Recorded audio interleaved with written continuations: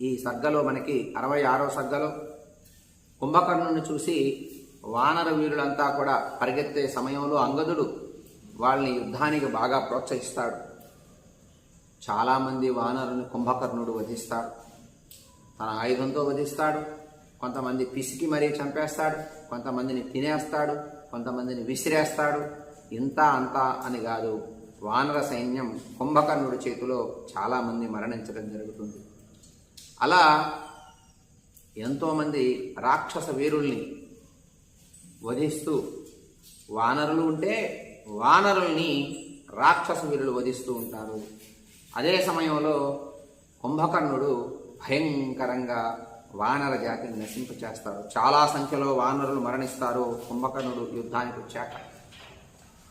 అలాంటి సందర్భాన్ని మనం ఇప్పుడు పారాయణలో ఉన్న శ్లోకాలన్నీ కూడా పారాయణ రూపంగా వ్రాసుకుందాం.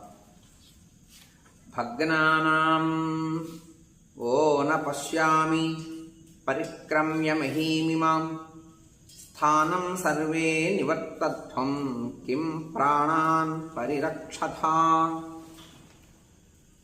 అంగదుడు చెబుతున్నాడు, మీరంతా భయపడి ఓడిపోయి ఈ భూమి అంతా తిరిగినా సరే మీకు ఎక్కడా స్థానం దొరకదయ్యా దాక్కోవటానికి. వెనక్కి రండి, మరలి వెనక్కి తిరిగి రండి. ప్రాణాలు రక్షించుకునే ప్రయత్నం ఎందుకు చేస్తున్నారు? వీరులు గనక మీరు పోరాడాలి అని అంగదుడు వాళ్ళని ప్రోత్సహించి ధైర్యం చెప్తున్నాడు. నిరాయుధానాం ద్రవతామ సంగగతి పౌరుషాః దారాటుప హసిష్యంతి సవైఖాతః సుజీవతాం.